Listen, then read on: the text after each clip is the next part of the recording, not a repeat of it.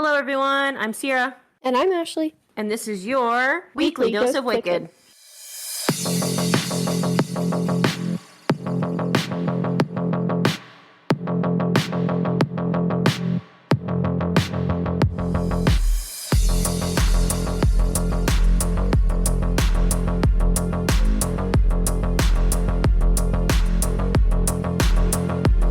Hey, all you cool cats and kittens out there. Why do you gotta be like Carol Baskin? I've never even watched Tiger King. I don't know why I said that. I know. Whatever. What up? What's good with you on this Wednesday hump day? Say hello to the people, Ashley. Hello, people. Thank you all so much for joining us. Oh, let's see. We don't have a lot going on this week. Our contest ended, so we need to pick a winner for that. And we're going to do that live on the podcast. It's not going to be live because you guys aren't going to hear it for like 5 hours, but it's live for us. So what the beautiful Ashley did is she went ahead and put everyone who entered in a long little list. And then we just randomly numbered each person. And then we're going to put the entries into a random number generator. And we're going to pick a number whenever you're ready. Okay. Do you want me to drum roll for the number? Yes, drum roll, please. Number 19.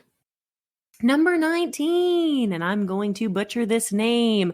Number 19 is Sam Pecoraro. Sam Pecoraro. I'm sure I said that wrong. You liked us on Facebook and Insta, I think. Yes, both Facebook and Insta. Yeah. So we'll shoot you a message and we're going to get your address and we're going to send you a lovely piece of Weekly Dose of Wicked merchandise from our Etsy shop. Woo! Congratulations, Sam. Yeah. All right. Moving right along from that. We have no new Patreon members this week. Wah, wah, wah. Sad day. Maybe we will next week. If you guys aren't in the Patreon, you should have one over there. We're having a great time. Lots of parties going on. Pretty cool. We're just hanging out all day. All day. How do they get in the Patreon, Ashley? Well, they go to patreon.com/Weekly Dose of Wicked. They sure do. Or you can sign up for one of our 3 wonderful tiers. We have the Awesomely Wicked, the Moderately Wicked, and the Extraordinarily Wicked. For as low as $5 a month, you can become part of our fancy Pepperoni Patronis. Woo woo! A great way to support our podcast and donate directly to the podcasting fund. How else can you support our podcast? You may be asking yourself at this moment. Well, you could head on over to Facebook. Give us a follow. You could head on over to Instagram. Give us a follow there. You could head on over to Apple Music, where you could give us a rating and a review. We're up to 25 ratings now, and I think 12 reviews. So just keep them rolling on in. All right. You actually got Apple Pod, not Apple Music. Oh, I've messed up. You can head on over to Apple Podcast. You knew what I meant, though. They knew what I meant.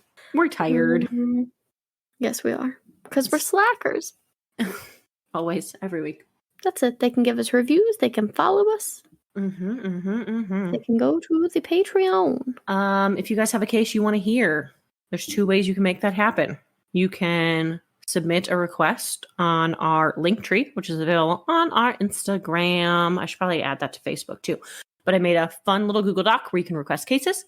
You can also guarantee that we cover the case you want by joining the $10 level of the Patreon, where the first 10 members of the Extraordinarily Wicked tier get to pick a case.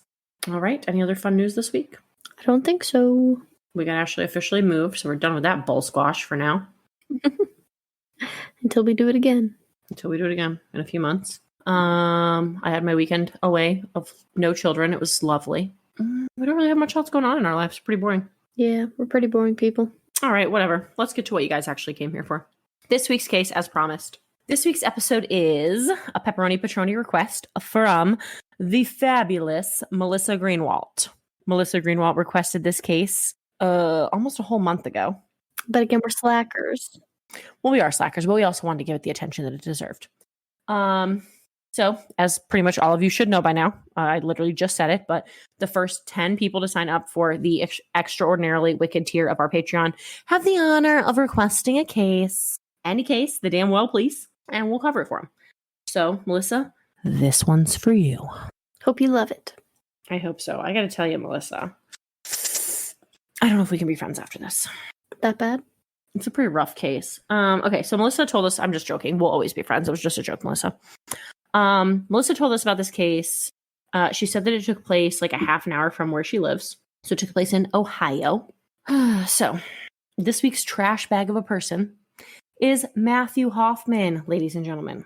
So when Melissa requested this case, you remember you and I were like, oh, who the heck is Matthew Hoffman? I don't know who the heck that is. Right. So once I actually started looking into the case, I know exactly who Matthew Hoffman is. Matthew Hoffman is a horrendous man. Matthew Hoffman is the leaf killer. Do you know who the leaf killer is? No, I don't think so. Okay, well then do I have a tale for you? Do I have a nice little treat for you? I don't think it's going to be a treat. By treat, I mean vile. Ew. All right, so here we go. I hope you love this, Melissa. I hope this is all that you dreamed of and more. Okay, so first of all, he's a freaking weirdo in the worst possible way. I just want to preface with that statement. Freaking weirdo in a bad way, not a good way. Matthew Hoffman was born in 1980 to Robert and Patricia Hoffman. He was a quiet kid, and he never really showed any signs of violence or any reason why anyone would think that he was dangerous. He was just really strange. He also had this really weird obsession with trees and leaves, hence why he's known as the leaf killer. Makes sense. It's going to get stranger later on. So he doesn't really have too big of a rap sheet. He was arrested in 2001 for first-degree arson, burglary, and theft, and he was sentenced to 8 years in prison for those crimes. Again, though, nothing violent. He was just, like a little hoodlum causing problems.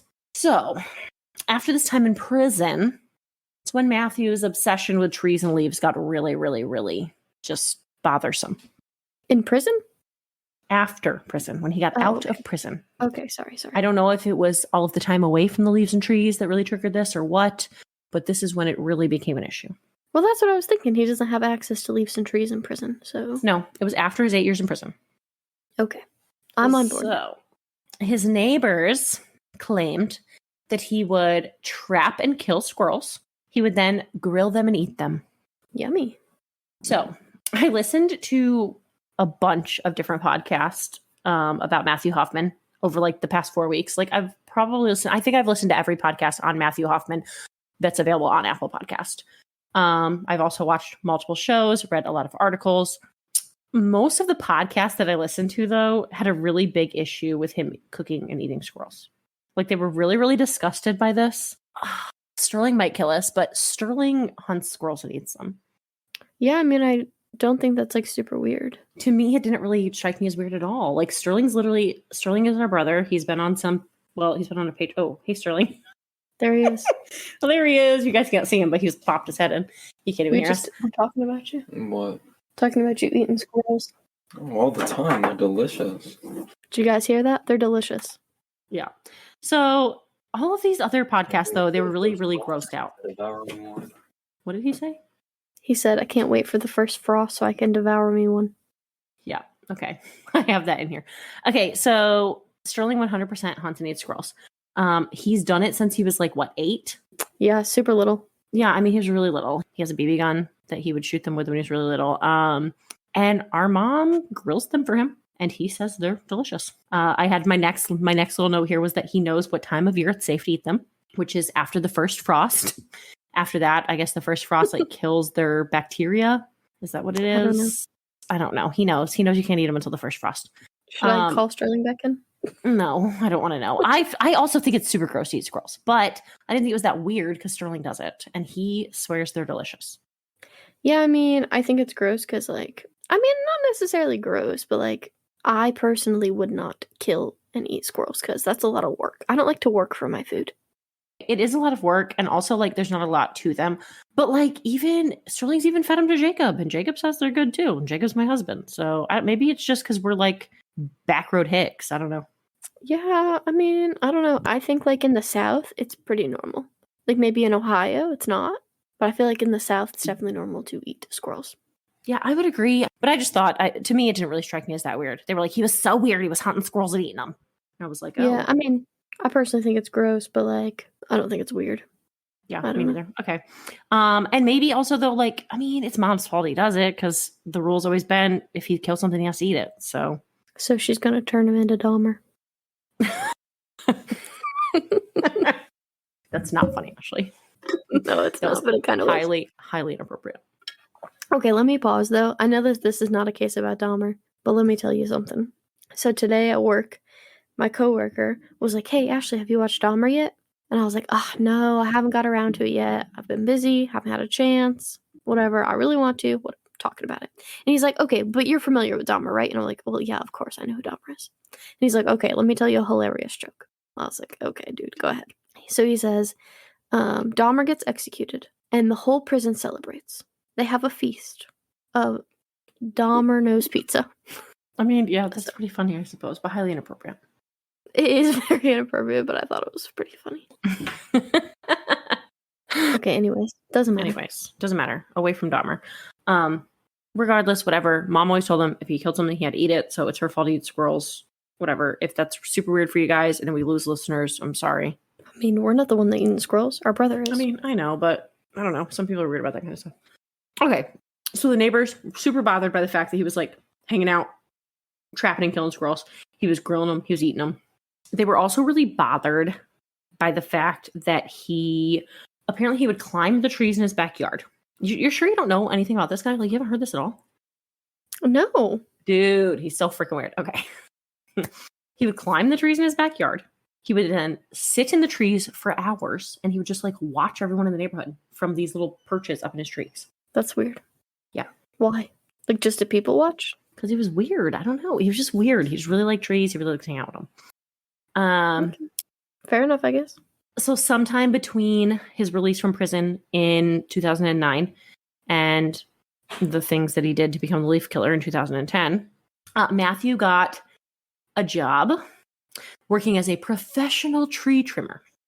Oh, so he manifested his love of trees into a career. He pretty much was just like living his best life. He was killing squirrels in the yard, eating squirrels, hanging out in his trees, in his free time. During his paid time, he was hanging out in trees. Like, pretty much, he just was getting all the tree action he could get. Sounds like it. Yeah. So anyway, that's all I got on Matthew. I think that pretty much sets the stage for where the rest of this goes. So, fast forward now to November 10th of 2010. Knox County Sheriff's Department in Mount Vernon, Ohio, receives a call from Valerie Haythorne. And Valerie is the general manager of a Dairy Queen. And she's calling because she's concerned about one of her employees who did not show up for her 4 p.m. shift. The employee's name was Tina Hermann, and Valerie's concerned because Tina and her boyfriend are in the process of breaking up. And she says Tina's boyfriend, he's just a real jerk. Like, he blows things out of proportion. Tina lived with him, and she was in the process of, like, moving out of his house. So she's just worried about her safety. And it's not like Tina did not show up for work. So she just wants for them to go do a welfare check on Tina, as well as Tina's children, because Tina is a 32-year-old single mother to 13-year-old Sarah Maynard and 11-year-old Kody Maynard. So I'm not exactly sure when Valerie called. It was sometime between 4 and 7:30 p.m. Because the Knox County Sheriff's Department does actually send a deputy out for a welfare check, and he arrives at the home at around 7:25. He knocks on the door. There's no response. He didn't think that anything looked like it was out of the ordinary. So he went back on patrol and left the residence. Okay. I don't like that. He didn't talk to her? Nope. Nobody came to the door. He thought everything looked good, so he left. I don't like that. I don't think that was a very good... No, I'm not a fan. Okay. Yeah, I don't like that either. That's what he did. He went back on patrol, left the residence. The following morning, which is now Thursday, November 11th, 2010, there is another call, this time from Ron Metcalf. Ron says that his girlfriend, Stephanie Sprang, age 41, is missing. He says that Stephanie had plans on Wednesday afternoon to go with her best friend, Tina Hermann, to go look for a new place of residence, such as maybe an apartment. They're going to go house hunting because Tina and her boyfriend were breaking up. And she needed to find somewhere else to live. So, this isn't looking good. No, Ron hasn't heard from Tina since then. She didn't come home, so he is concerned because they were supposed to be going in the afternoon, remember? So, like, Tina had to work at 4 o'clock. So they're supposed to be going to do house hunting, like, during the day, during the afternoon. It's now the next day, and he hasn't heard from Stephanie. With this information, the police are a little more concerned because, they had that welfare check the night before for Tina, and now Stephanie's missing, and she was last seen with Tina. So the Yeah, not police, good. the police decided the first thing they need to do is check on Tina's kids. Surely they'll know, what's going on. So they call the kids' school. And unfortunately, the kids are absent from school that day. The bus driver does confirm, though, that she dropped them off at their house the day before. So the last time the children were seen was leaving the bus the day before. So now we have 2 missing women and 2 missing children. That escalated quickly. It did. Now, this might just me being super critical of the sheriff's department because I was not pleased with that welfare check. So it might just be me being, biased against them because I'm already annoyed with them. But one of the interviews that I watched, the sheriff's department said, like one of the detectives said, it wasn't long after they got in contact with the kids' school that they received another call.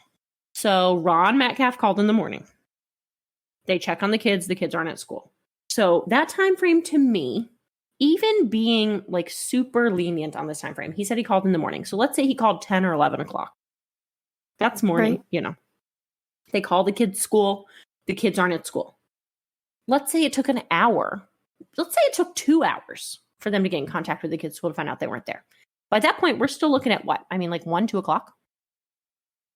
I mean, should be earlier than that, but okay. It should be, but I'm saying let's just be super lenient on them. Let's just give them that time. Okay.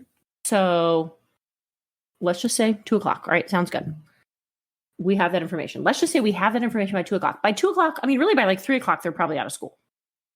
Right. So like, let's just say it took them till the end of the school day to figure that out. So shortly after receiving this information, they get another call.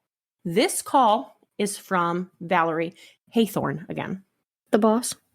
Yeah, the boss of the Dairy Queen. So Valerie, being the badass that she is, has taken it upon herself to go check on Tina because she was displeased with the welfare check the day before. She calls the sheriff department at 4:15 p.m. Okay. So by this point, they've received notice from Ron that Stephanie's missing. They know Tina's missing. They know both of her kids are missing. They still have not went back to check her house, and it's 4:15 p.m. 2 days after? Or the next day? No, it's the next day. It's the next day after. So a whole 24 hours. Yeah. She should have been at work 4 o'clock the day before. So yeah, it's 4:15 now. They still have yet to go check. But like at this point, they know that 2 women and 2 children are missing. Right. Like that's And a lot. Dudes. They didn't do another welfare check. So at 4:15 p.m., not long after they realized that all of these people were missing, to me, I feel like it had been hours. Right. Or that's not long at all. Right. So anyway, I mean, like I said, my concern there, I put here, like my concern is why haven't the police been back to Tina's house? Even giving them the benefit of the doubt. If Ron called 10, 11 a.m., that's still morning. That's hours in between that phone call and somebody going to her house. And it wasn't even a police officer that went. It was Valerie. Right. It was her friend. Right. So anyway, Valerie's at Tina's house. She calls the police department and she's like, oh, hey, I'm at Tina's. I called for a welfare check yesterday. And they're like, yeah. She's like, yeah, I'm at her house right now and there's blood everywhere. So now the sheriff's department is, concerned. So now they respond immediately. Now they go to her house. Okay, so like, did Valerie go into her house or could she see the blood from outside? I would say she went in the house. Okay. The way that the crime scene photos looked to me, she had to went in the house because all of the curtains were closed and like the blinds from the crime scene photos. So to me, she had to have entered the home. Okay. It's a ballsy woman. Yeah, I would agree. Okay. Extremely ballsy. Good for her. And she's like, there's blood everywhere. Like she has no idea what's going on in that house. She's just walking around the bloody house. Like for all she knows, somebody could be hiding in the closet. Like she's like, yeah, no, I went in the house. There's blood everywhere. Right. Okay, so based on the crime scene photos, Valerie was right. There is blood everywhere. There's heavy saturation of blood just inside the doorway on the carpet, in Tina's bedroom, and in Sarah's bedroom. There's also blood spatter in all 3 of these areas as well. There's also 3 distinct drag marks in the carpet where bodies were clearly drugged. I don't like that. Yeah, I don't like that either. The bathroom is by far the worst room in the house. The bathroom is covered in blood. I mean, everywhere. The bathtub, the floor, the sink, the toilet, the shower curtain has a good 6 inches where it looks like it was just like dipped in a bucket of blood. Ew. So did he like kill someone in the bathtub? I don't know. Actually, we'll have to wait and get there. Okay. So the line being as deep as it is, it looks to me and to the investigators as though it was like submerged in blood. Like there was blood in the bathtub, it was submerged in blood. The 3 distinct, like heavily saturated blood areas lead the detectives to believe that there are 3 victims. And because of all of the blood in the bathroom and on the curtain, it also leads them to believe that the victims were then dismembered in the bathtub. Ooh. So that's why they were drugged. They were drugged to the bathtub where they were then dismembered. So there's a problem, though. Because there's 4 missing people. Right. There's 4 missing people. There's only 3 signs of an attack. I mean, I would say at this point they know that those 3 people are dead for sure, though. There's a lot of blood. Yeah. And the way that it's like saturated through the carpet, it's like in the carpet and in the carpet pad. So they laid there bleeding for quite some time. Right. So they're pretty certain that those 3 are for sure dead. But there are 4 people missing. So now they need to figure out who is possibly still alive, really, is like their number one concern, because somebody left that house alive, more than likely. They also need to figure out who did this, why they did it, and also where are the bodies, because there's no bodies anywhere in that house. Right. It also becomes a very time-sensitive case because there's a very good chance that one of these 4 people is still alive. Well, maybe if you would have started 24 hours earlier. I think that if they would have started 24 hours earlier, they wouldn't be missing the bodies. Probably not. But that's just me. It's none of my business. So they get to work pretty quickly. They're able to determine that the person who was responsible for this crime was very comfortable in the home based off of the amount of time that they had to have spent there. So that means it's either somebody that the family knew, or it could have possibly been somebody who had been watching the family and therefore knew their routine. Another stalker. Maybe. Don't know. We'll have to find out. So while they're processing the crime scene, they, in that bathroom, like I said, like the rest of the house is pretty much carpet. The bathroom, though, has like linoleum. You can see like footprints all in the bathroom. And while they're processing this, they realize that the footprints in the bathroom are 2 different shoes. They start looking at those shoes, trying to figure out if maybe this can lead them to like figure out who's still alive. Because obviously 2 people are off through that bathroom. It would be the perpetrator and then whichever one of the victims is still alive. So as they're doing that, they actually see that like one of the shoe prints is like this wavy print on the bottom and it says Airwalks. And they're also able to decide what size shoe it is. And they're actually able to match that shoe to a shoebox in the home. There's actually a box of shoes, a box of Airwalks in the closet, the same exact size that would match that shoe print. And it's in 13-year-old Sarah Maynard's closet. So this leads them to believe that Sarah is still alive. Well, good job there, cops. Yes. That was a win. Yes, it was a win. And they did discover that pretty quickly on. They do think that because of the violence of the crime, that it was something personal. So now that they know that Sarah's alive, they are trying to figure out if she's being held captive by like some psychotic lunatic or if she's somehow involved in this heinous crime. That would be really scary for a 13-year-old. To do that? Yeah, to be involved in that. I mean, yeah, but it wouldn't be the first time we've heard of it. I mean, no, but it still just blows my mind every time. Like, they're just babies. Yeah, well, wouldn't be the first time. But that's what they got to decide. Did Sarah, like, set this up? Was it someone she knew? Or is she just legit a victim who's being held captive by, like, some lunatic somewhere? So anyway, from there, they're going through the crime scene. To me, I think this crime scene is super eerie. In the kitchen. So, like, when you first walk in the house, it's like living room, kitchen, setup, whatever. Like, kind of like all one big room, right? Right. So, in the kitchen, like, next to the cabinet on the ground is just a pile of grocery bags full of groceries. You know, like when you bring your groceries in and you, like, have a whole bunch on your arm, you just kind of drop them there. Right. So, that's on the floor in the kitchen. Just a whole bunch of groceries that were never put away. Mm-hmm. Inside of the groceries, there's a receipt. And the receipt is for a little after noon on Wednesday. So this makes the investigators believe that Tina went grocery shopping while the kids were at school. When she got home, she was interrupted while putting the groceries away because they never got put away. Right. Another thing that I just found to be kind of eerie and creepy, when you look at the front of the house, the investigators said there was no signs of forced entry. But like when you're looking at the house, the garage door in the front, looking at the house that's on the right, it's like ajar. You can see it's off track and it's open on the bottom right side.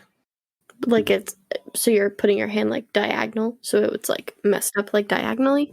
Yeah, like it's a jar. Yeah, like it's messed up diagonally. So like the left side touches the ground, but the right side is a good, couple of inches off the ground.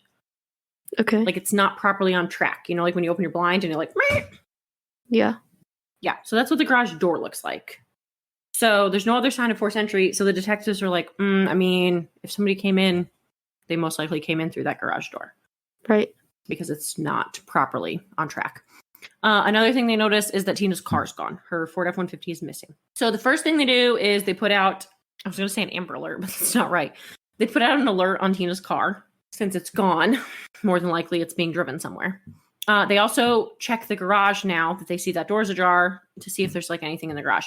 In the garage, they find like a Walmart bag on the floor, and inside of the Walmart bag is trash bags and tarps. Kind of a weird thing for a single mom of 2 kids to have. It could be your boyfriend's, but they figure more than likely the perpetrator left them. Right. So pretty quickly, they actually find Tina's truck, and it's actually only 7 miles away from the crime scene.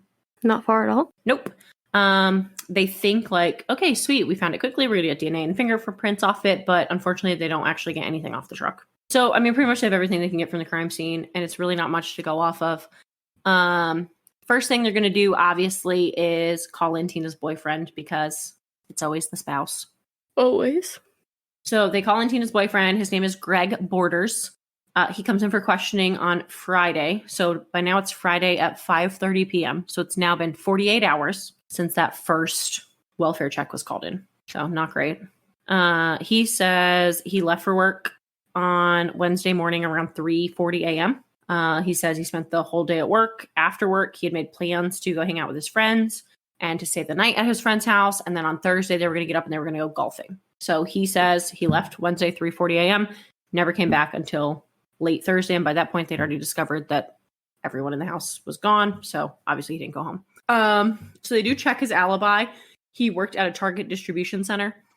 They go to his place of work and his supervisor's like, yeah, we actually have really great security. There's no way he left. Like, you can check, but like, he was here. I've got surveillance footage of him. He didn't clock out. He didn't leave. Like, there's no way for him to get in and out of the building without swiping a badge.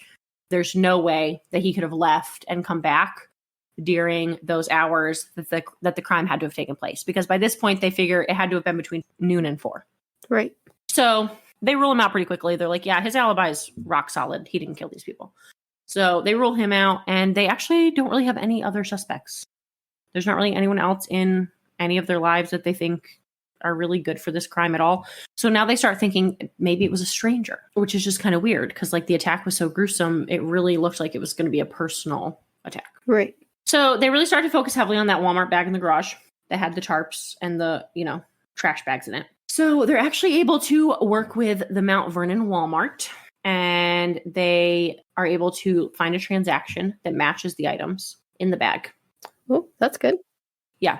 And they were purchased on Thursday, very early morning. So like just after midnight. So it would have been, about 8 hours after the crime would have taken place. I mean, the end of the crime, whatever, after that 4 o'clock time. Okay. So with that info, they're actually able to pull security footage, and now they have an actual solid suspect. So through the security footage, they watch this guy shopping through Walmart, and he very calmly enters the store, goes to each aisle that he needs to go to.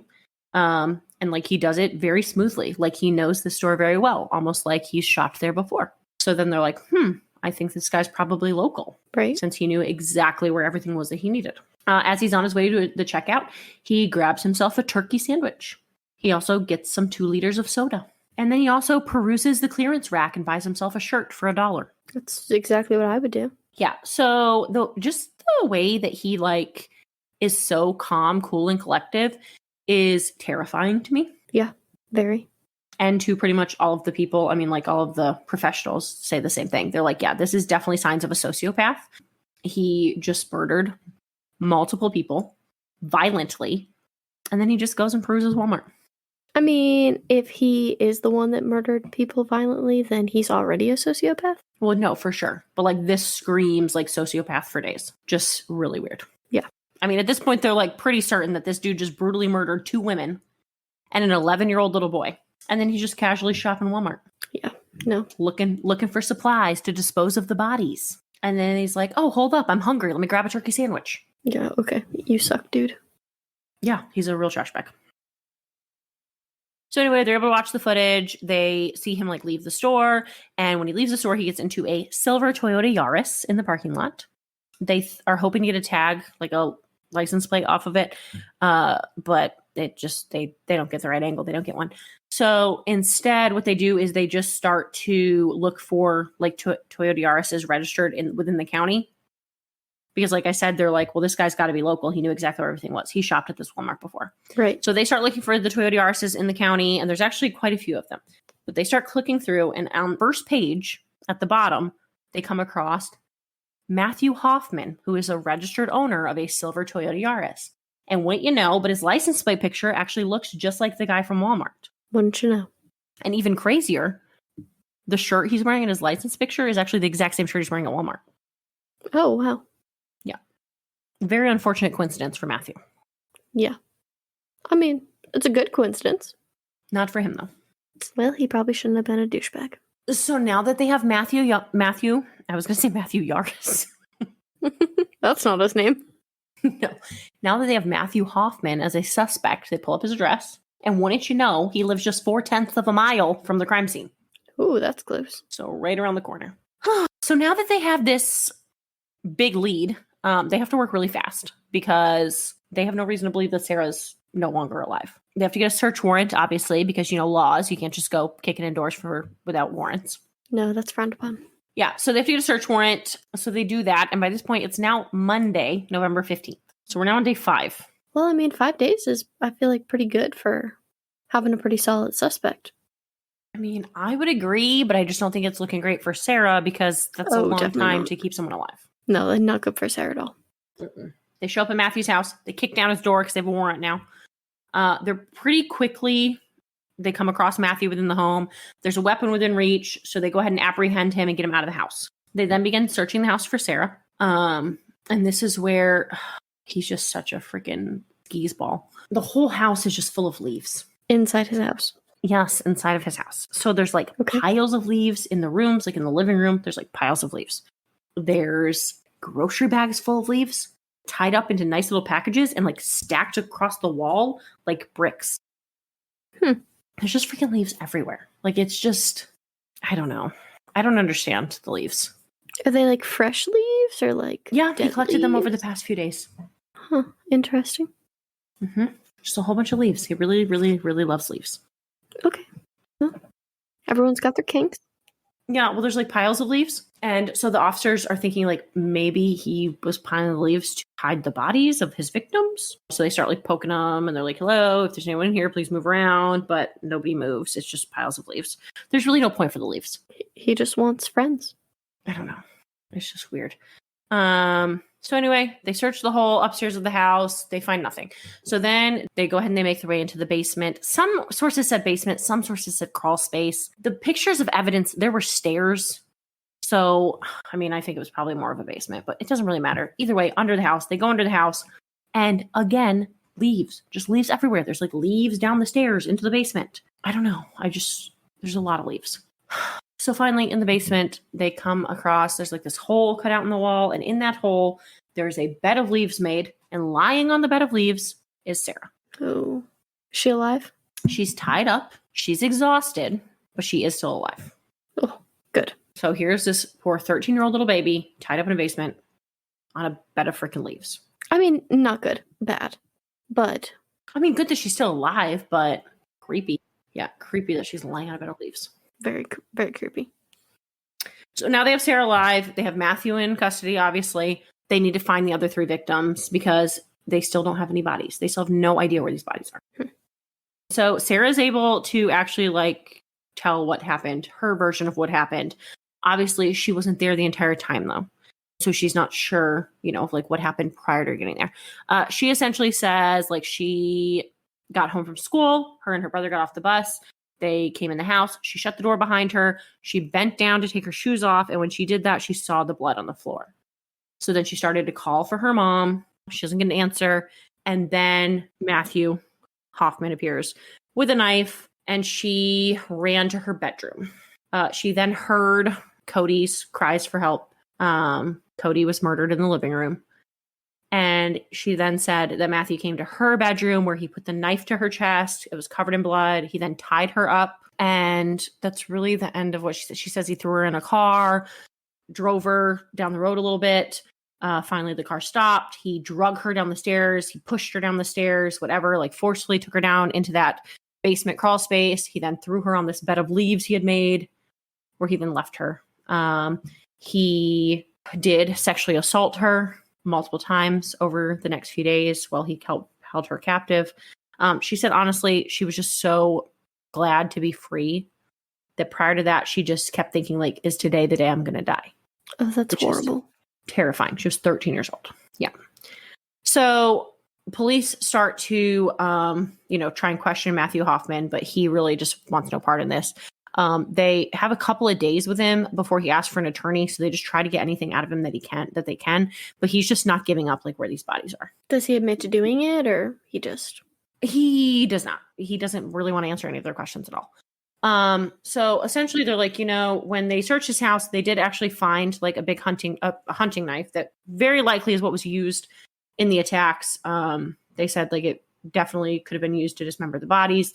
They were quite certain that it was the weapon, the murder weapon. So they have that. I mean, they have Sarah in his basement. So like, it's not like he can deny it. Right. They have plenty to convict him. The issue is they want the bodies. And he's not going to give it to them. So at that point, they have to decide how they're going to like get him to come clean.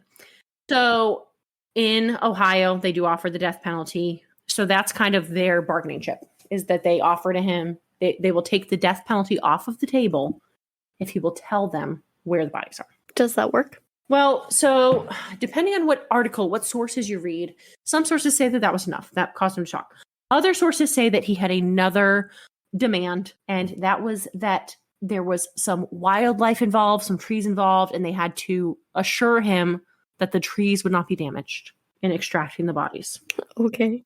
I don't know which one you want to believe. It's kind of like back and forth between what is true and what's not. Some sources just say, yeah, like telling him they would take the death penalty away was enough. Others say that he demanded they not injure his precious trees.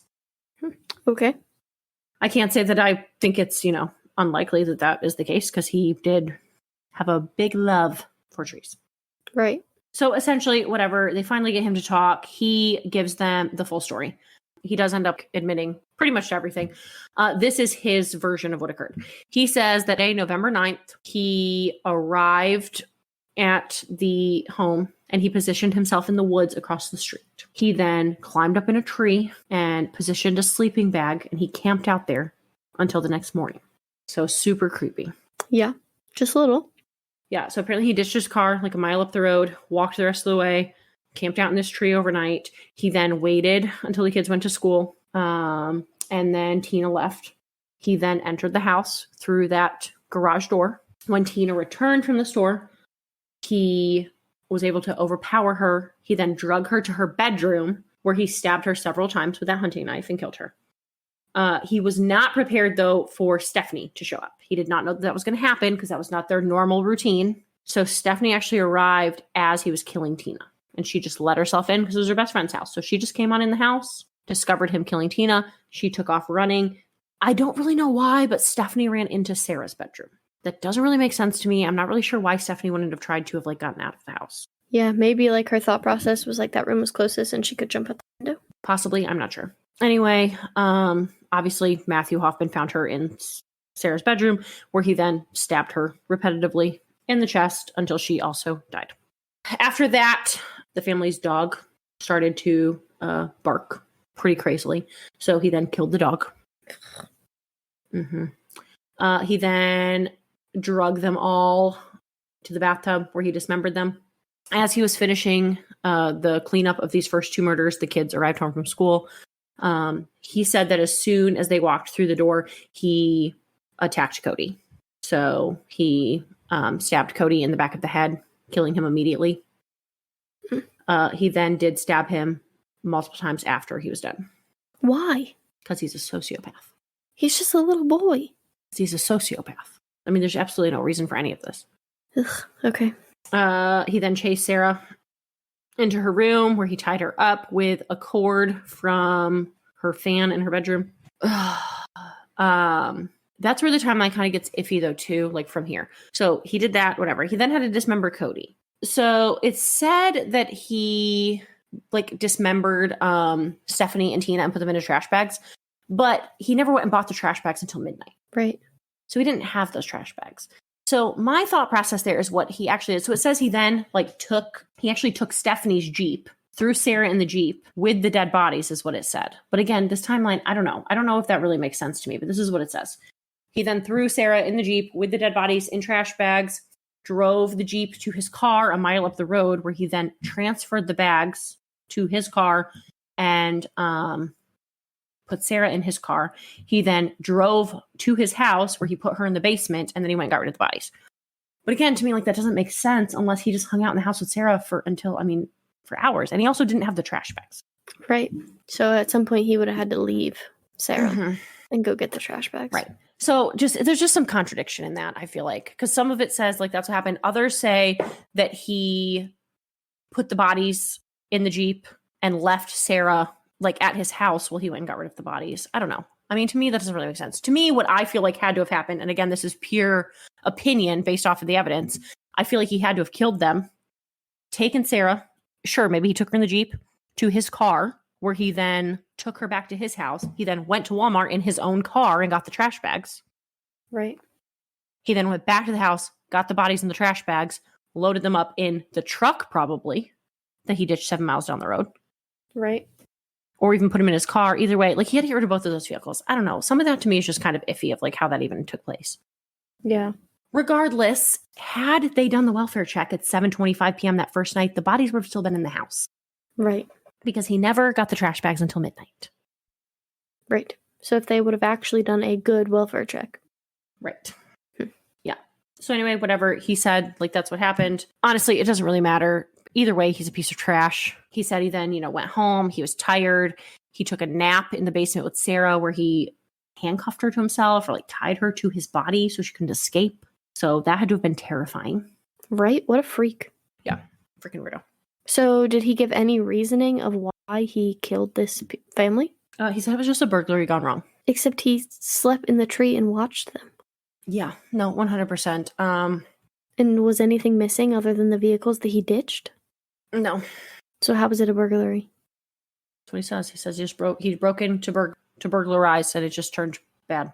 Even if that was the case, though, like, he could have left and not killed the kids. Like, even if, okay, maybe Tina, Tina left. He was going to burglarize the house. Then he kills Tina. Oh, no, Stephanie shows up. He kills Stephanie. He then could have left. Right. But instead, he hung out there all day and waited for the kids. Right. So, no, it was clearly for Sarah. I mean, Sarah was his motive. Right. He had to have had some weird infatuation with Sarah. I mean, even though, like, with Sarah, like, he could have just kidnapped the kids when they got off the bus. Yeah. Because Tina was supposed to be at work anyways. No, the Tina was supposed to be at work. She was supposed to be at work at 4. I mean, I would assume they got off of the bus at, like, 3:30. I mean, when Sarah got home, she called for her mom. So she was expecting her mom to be home. Okay. But no, I mean, he could have just taken Sarah. I mean, he literally could have just, like, driven by and grabbed Sarah. Right. If that was his plan. Yeah, I just am not understanding that's, I guess, the issue, though, is this thought process doesn't make any sense. That's why he's a sociopath. Honestly, he's really just a piece of trash. When he had Sarah, like, in his possession, he only fed her rotten food. Okay. Which, to me, I mean, like, I don't understand. Like, why feed her at all if you're just going to feed her rotten food? Right. I don't know. He also made her a diaper out of a trash bag that he taped to her body and did not allow her to go to the bathroom. What the fuck? Essentially, he was just fucked up. I mean, he clearly had some sort of mental illness. Yeah. I mean, obviously. I don't know. Psychologists say that he had dendrophilia, which is sexual attraction to trees.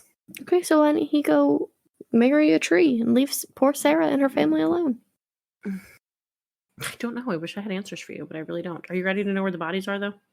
Oh, yeah. I forgot. We still don't know that. Under a tree somewhere. His favorite tree. They're not under a tree. Okay. So he does tell them, like, a general location of where they are, and he tells them that it's actually a tree that it's like a dead tree that's hollowed out. So I don't know how the hell he even did this. He, like, climbed the tree, like, 7 feet up and put the bodies inside of this hollowed out tree. He climbed the tree with the bodies? Apparently, because the investigators said it was 7 feet in the air. So they not honor his wishes and cut that tree down? Again, I don't really know that. It depends on who you listen to, because some of them are like, yeah. And they were like, screw him, and they cut the tree down. But then others don't really make any comment on the tree. Right. I just don't understand how they would have got the bodies out if they didn't cut the tree down. I mean, I would assume they probably just cut it down, bulldozed it down. I don't know. But yeah, they said they climbed up there and they looked down and they were able to see that there were trash bags down in this tree base. So he had like made this shrine to them in his favorite tree. What a weirdo. Yeah, he is freaking weird. Who has a favorite tree? Dendrophiliacs? Yeah. I don't know. I don't like this dude. No, he's super weird. I don't like you for telling me this story. Well, Yeah, no, I've never heard of this weirdo. I can't believe you've never heard of him. No. I can't believe I haven't either, because he sounds like I would have heard of him. He's a freak. It had to have been mental illness. I mean, they do say, like, he's mentally ill. Like, there's just no, I don't know. Yeah, I mean, obviously. But, like, how terrifying, though. He camped out across the street in a tree. Do you know how terrifying that is to me? I live across the street from trees. Everyone lives across the street from trees. No, Ashley. Everyone does not live across the street from trees. You do not live across the street from trees. There's trees in the yard. Okay, but no, this, like, the house was very secluded. It very much reminded me of, like, where my house is. Like, Tina's house, her boyfriend's house, whatever, that she lived in, and then Stephanie lived next door to her. And, like, other than that, there weren't other houses really around. And that's how he was able to do that, because across the street was just, like, a lot of trees. Yeah. And they were just, like, hanging out over there watching this family. Yeah, I don't like that. No, I don't like it at all. No. Mm-mm. Not a fan. Half a star. And the leaves are just super weird to me. Yeah, I don't get that at all. Don't get the leaves. Okay, so, like, I don't get the leaves either.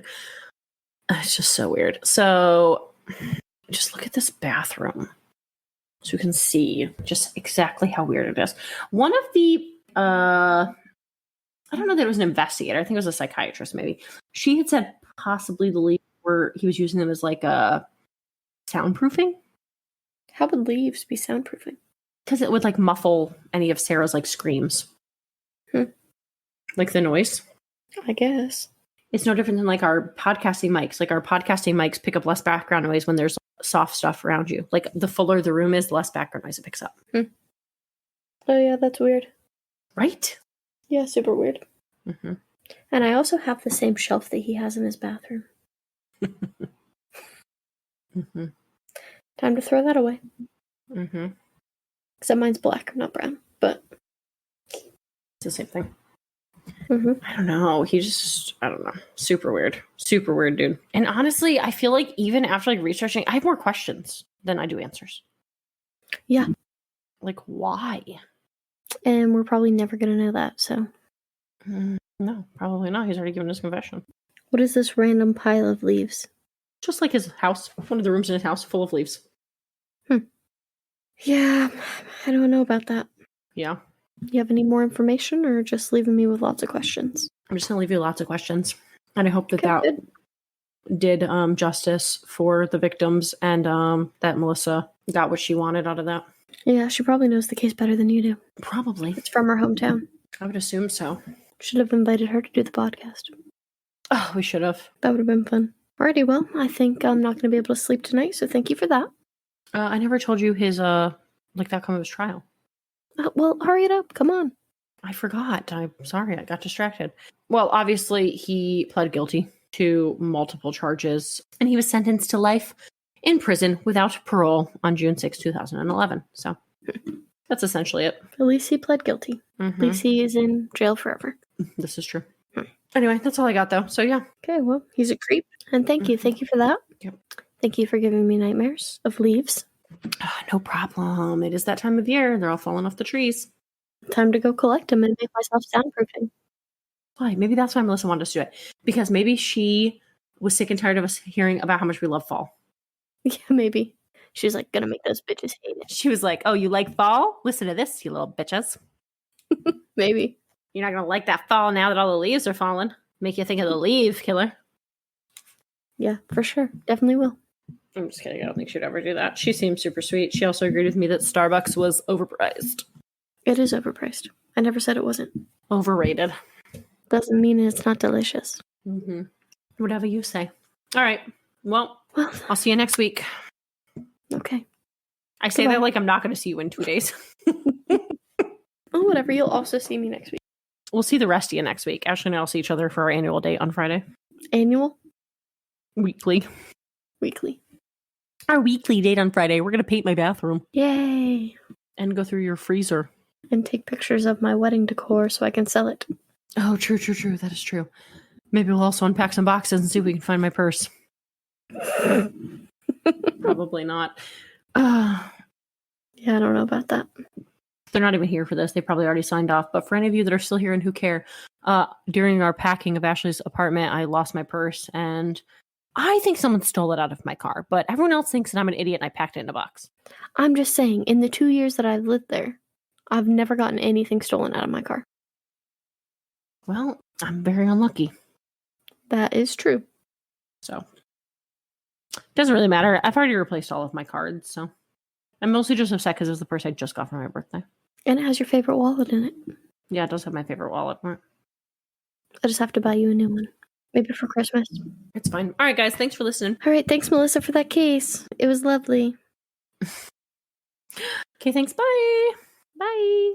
Hey, everyone. Thanks for listening. If you liked what you heard and want to support a small podcast, please give us money at www.patreon.com/weekly dose of wicked, where you can join one of our 3 tiers. At the $5 level, we've got the moderately wicked. For $7 a month, we've got the awesomely wicked. And for all of those high rollers, big ballers out there, we got the $10 level, the extraordinarily wicked. As a member of our Patreon, you are entitled to bonus episodes. You also get a one-time shout out on our podcast, as well as some other cool little extra things going on there. So come on over, join our fan club. Feel free to give us a follow on Instagram at weekly_dose_of_wicked, or you can literally just search Weekly Dose of Wicked and we'll pop up because we're the only ones. For a direct feed of our podcast, please go to www.weeklydoseofwicked.buzzsprout.com. Great news! You can now listen to us pretty much wherever you like to listen to podcasts.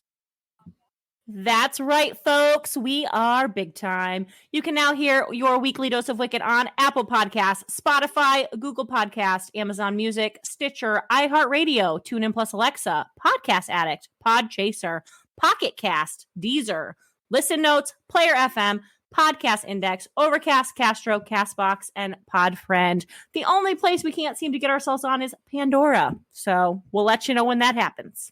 In the meantime, make sure to come back next Wednesday for your Weekly Dose of Wicked. But